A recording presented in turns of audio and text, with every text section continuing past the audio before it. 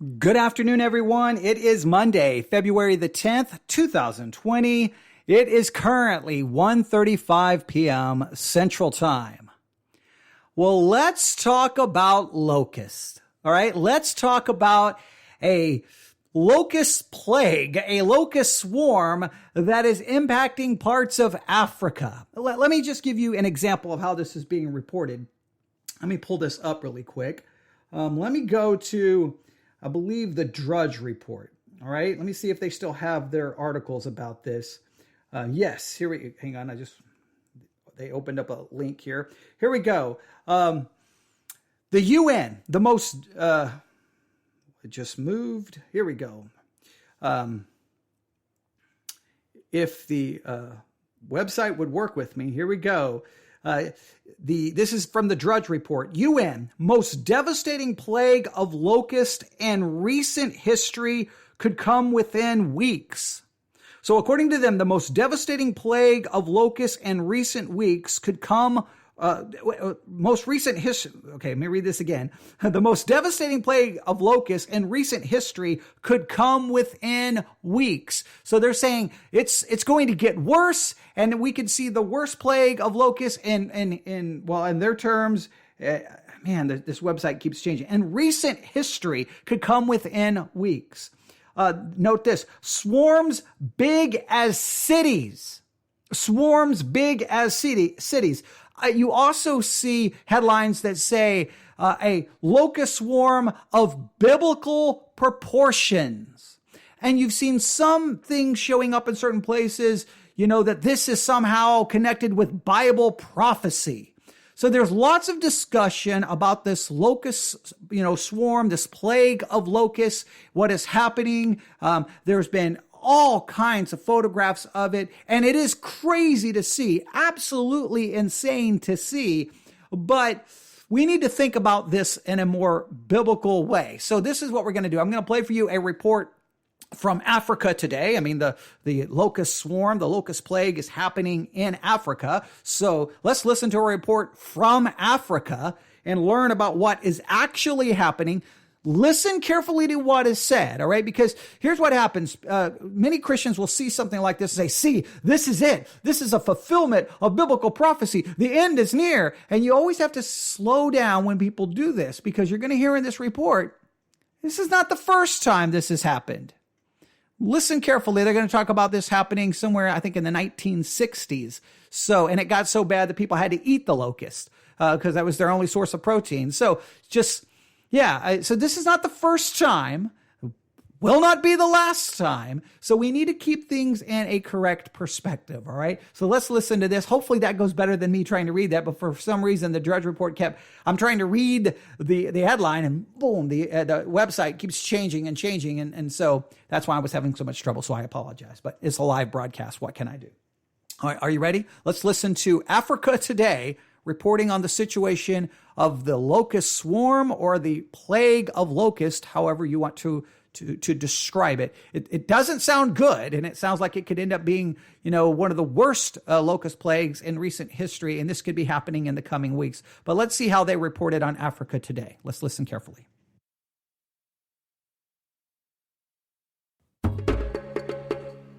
But first to the locust plague in East Africa. First it was Somalia and Kenya, but now Uganda and Tanzania have reported swarms of the voracious insects arriving in parts of their countries. In Uganda, they spread to at least 2 districts, including Karamoja in the north. So what's being done, and how can the authorities prevent the kind of food insecurity the insects have been causing in parts of the Horn of Africa already? I heard more from our Uganda correspondent, Catherine Byaruhanga. The information we have from local officials in the northeastern part of Uganda is that they've arrived in 2 districts. We're also getting reports that they might be spreading to other regions. But what the authorities really are trying to do now is make an assessment. They're carrying out surveillance efforts, and they're trying to make a map of where these locusts are to then be able to carry out the pesticide spraying that would actually be able to combat the swarms. Now, we know countries in East Africa have been on high alert after swarms were seen in Kenya and Somalia. But is this something very rare? Is it shocking to see locusts in Uganda? There's been a huge buzz about the locusts arriving in the region, in Uganda specifically. For a lot of Ugandans, we haven't seen swarms of the insects in the country. I was just speaking to officials from the UN today, and they said the last major outbreak of locusts was in the early 1960s, between 1962 and 1964. And they say at the time it caused a lot of damage. People went hungry, and in some cases people were actually forced to eat the locusts because that was really the only source of protein and food for a lot of communities. A colleague of mine just told me that her grandmother, for example, had preserved some of these locusts, and this is really a tale that's passed down through generations. But there's real concern right now because of the areas that the locusts are targeting. Karamoja is food insecure, so communities there are worried. And then if you move on further to neighbouring regions, these are really some of the grain hubs, not only for Uganda, but countries like South Sudan and Kenya as well. That being the case then, and it being so rare, are the authorities even equipped to deal with them? The authorities have made a big point in the last few weeks to say that, yes, we do expect that the locusts will arrive in the country. And they've talked about training soldiers, marshalling resources like hand pumps, pesticides to be able to combat the outbreak. But what's happened over the last few hours is also a sense of confusion. Last night we had the Minister of Agriculture saying 2,000 soldiers had already been trained and they're ready to be deployed. Today we find out from local officials that these soldiers actually haven't been trained yet. Plans are in place to train them and then they will be deployed. So the question is, if you've had weeks of notice that this outbreak is about to happen, why aren't these soldiers already on location, ready to carry out the spraying? But obviously it's just been a few hours, so you also do need to give the government some time to be able to show how effective their plans are. And when you talk about these troops, are they working in coordination with the Ministry of Agriculture? Is it the plan that they will now go around spraying with the pesticides that I believe had already been stockpiled or were being stockpiled? This morning and this afternoon, we've seen some pictures of boxes of pesticides being loaded onto military helicopters. We've also been told that handheld pumps have been airlifted as well to be taken to the Karamoja region. Officially, this is, a civilian-led operation led by the technocrats as well as ministers.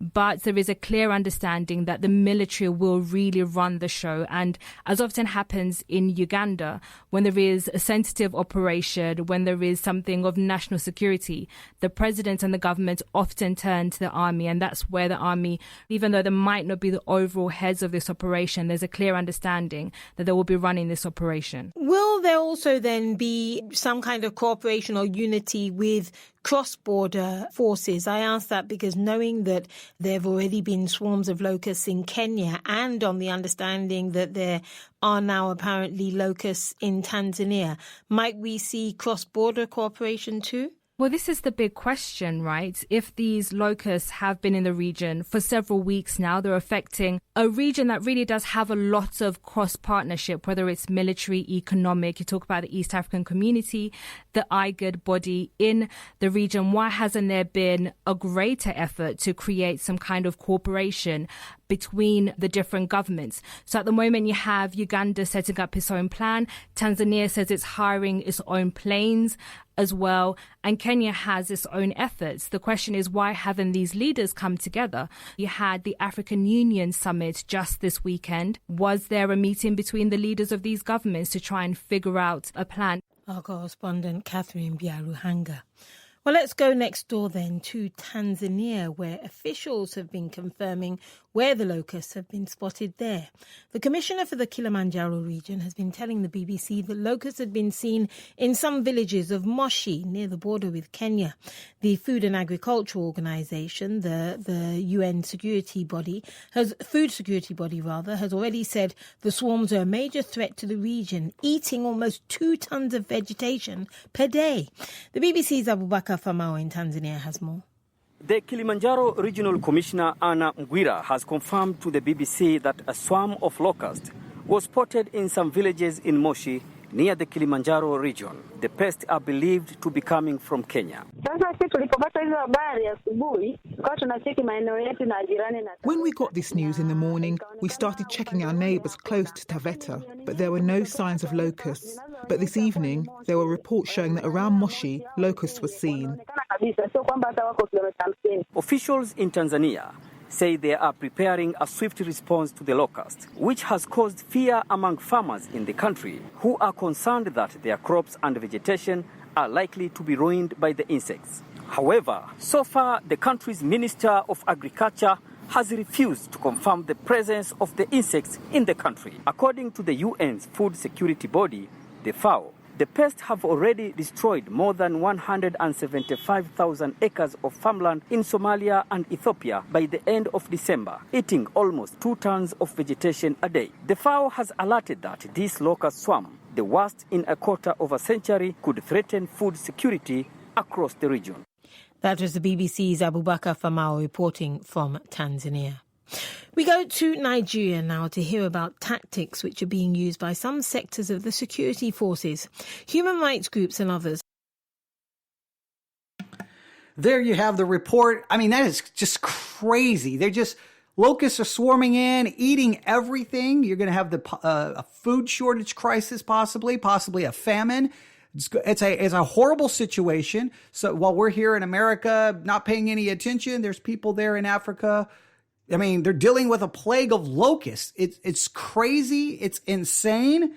And this can lead many Christians to take these kinds of reports and slide into what I like to call, Bible prophecy sensationalism. Hey, look, locusts are in the Bible. Okay, that's it. This is a sign of the times. The end is near. Jesus is coming back. And they use it to sensationalize the story, use it to promote their prophecy conference or to promote their prophecy teaching. And in many cases, they simply scare people and manipulate people. And I think in many cases, they're actually misrepresenting Scripture and misrepresenting these kinds of things. This happens every time there's an earthquake. Hey, there's earthquakes. Yeah, the Bible talks about earthquakes. This is a sign of the times. Let's just take a minute to offer a more biblical and a more logical way to interpret these kinds of events. One passage that everyone runs to is Matthew chapter 24. Everyone runs to Matthew chapter 24. And I just want to put this in a better context, all right? Matthew chapter 24, let's start in verse 1. And Jesus went out and departed from the temple, and his disciples came to him for to show him the buildings of the temple. Now, Jesus is on earth. That's an actual physical temple that was standing there. They leave the temple, and the disciples come out to show him the buildings, to show him these things. And look what Jesus says in verse 2, Matthew 24, verse 2. Jesus said unto them, See you not all these things? Verily I say unto you, there shall not be left here one stone upon another that shall not be thrown down. Now he is speaking of that physical temple that was standing there at the time, and he begins to prophesy about that temple being destroyed. That temple was destroyed in 70 A.D. All right.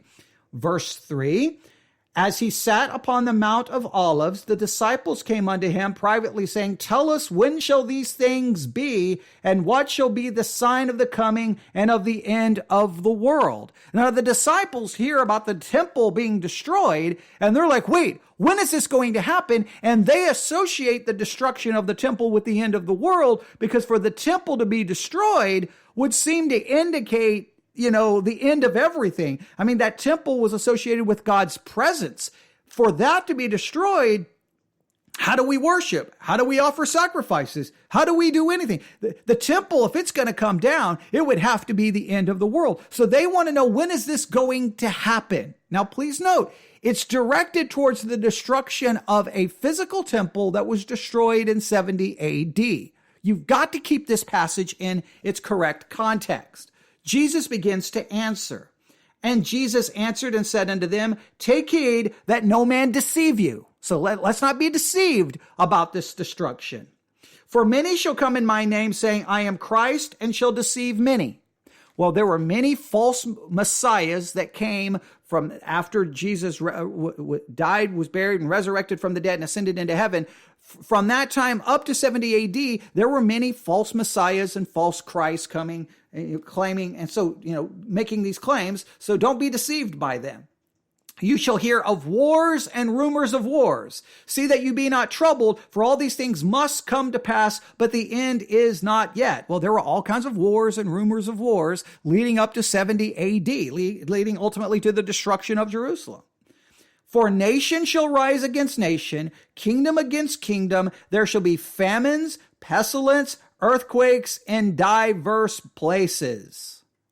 Now, those things happened between the ascension of Jesus and 70 AD. These were signs first to let them know that 70 AD was coming. Now, what people tend to do is rip these passages out of its context and say, hey, look. There was an earthquake. There was a plague. There was a famine. The end is near. You know how many earthquakes and famines and plagues there have been since Jesus uttered those words? Do you know how many?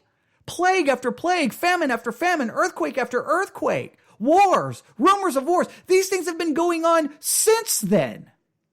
These signs were first and foremost directed towards those disciples about the coming destruction of the temple in 70 AD. Now, yes, if you continue to read in Matthew 24, it seems to jump from the destruction of 70 AD to future prophecy for the future coming of Christ. It does seem to be to have that implication, but you've got to first try to fulfill these prophecies in light of 70 AD first. Once they no longer fulfill that, they jump past that, then you can apply them to the future. But people do damage with this, and so when they hear of a plague, they hear of a famine, they hear of an earthquake, then the next thing you know, Jesus is coming back tomorrow. Jesus is coming back tomorrow.